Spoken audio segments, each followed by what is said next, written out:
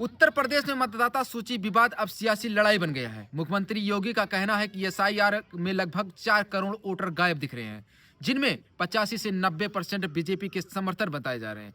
यह 2027 का विधानसभा चुनाव का सबसे बड़ा झटका हो सकता है। वहीं विपक्ष कह रहा है कि मतदाताओं को हटाने की साजिश है और इस प्रक्रिया पर सवाल खड़े हो रहे हैं। चुनाव आयोग कहता है कि एसआईआर का उद्देश्य वोटर लिस्ट को साफ और सटीक रखना, मृत डुप्लीकेट मतदाताओं को हटाना ताकि सूची भरोसेमंद रहे।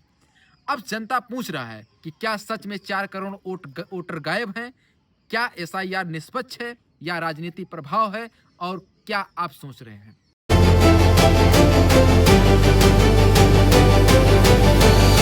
आज हम बात करेंगे यूपी में सबसे बड़े चुनावी विवाद एसआईआर मतदाता सूची विवाद, इसके कारण, दांव और सियासी प्रतिक्रिया के बारे में।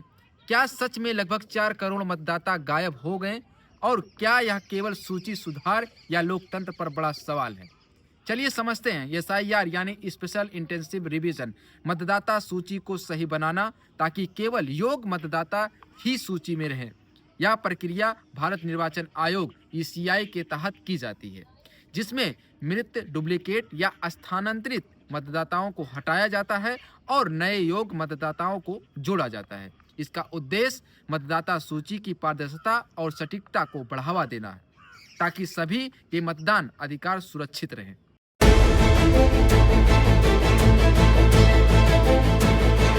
अब सबसे बड़ा विवाद यही है। मुख्यमंत्री योगी आदित्यनाथ ने बताया कि एसआईआर में अब तक की गिनती के अनुसार लगभग 4 करोड़ मतदाता गायब दिख रहे हैं, यानी सूची में उनका नाम नहीं है।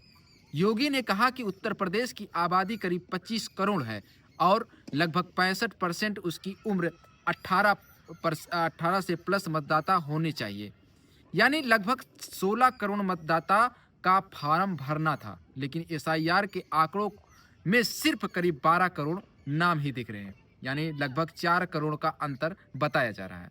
उन्होंने यह भी दावा किया कि इनमें 85 से 90% मतदाता बीजेपी समर्थन के हैं, इसलिए पार्टी कार्यकर्ताओं को हर बूथ पर जाकर नाम जोड़वाने और आपत्तियां दर्ज कराने की निर्देश दिया है। वहीं विपक्ष, खासकर समाजवादी पार्टी, ने इस दावे पर तीखा हमला किया।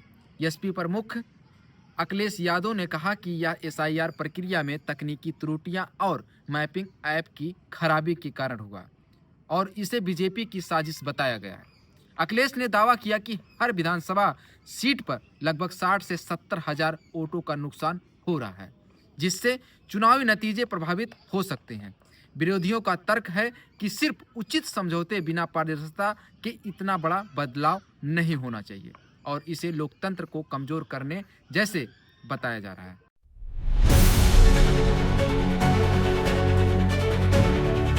भारत निर्वाचन आयोग का कहना है कि एसआईआर का मकसद मतदाता सूची को साफ और विश्वास पात्र बनाना, मृतकों, डुप्लीकेट और स्थानांतरित मतदाताओं को हटाना। इस प्रक्रिया के तहत ड्राफ्ट वोटर रोल प्रकाशित होने के बाद दावे और आपत्तियों का चरण भी होता है, जहां कोई भी वास्तविक मतदाता यदि गलती से हट गया हो तो वह वापस जोड़ा जा सकता है। यूपी में एसआईआर की डेडलाइन भी 15 दिन बढ़ा दी गई है ताकि प्रक्रिया को सही से पूरा किया जा सके। अब सबसे महत्वपूर्ण सवाल यह है कि वास्तव में 4 करोड़ मतदाता गायब हुए हैं। अगर हाँ, तो इसका कारण सिर्फ तकनीकी कमी है या कुछ राजनीतिक प्रभाव भी है?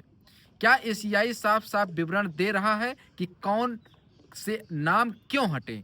क्या मतदाता सूची में यह बड़ा बदलाव चुनाव को प्रभावित कर सकता है? ये सारे सवाल जनता और राजनीतिक दलों के बीच गर्मा विवाद और तभी यह मुद्दे लोकतंत्र की मूल भावना पर सवाल खड़ा कर रहा है। दोस्तों, एसआईआर का मूल उद्देश्य मतदाता सूची को पारदर्शिता और सटीक बनाना है, लेकिन इतने बड़े बदलाव की वजह से राजनीतिक प्रतिक्रियाएं भी उभर रही हैं। असली तस्वीर फाइनल वोटर लिस्ट और दावे आपत्तियों के बाद ही स्पष्ट होगी।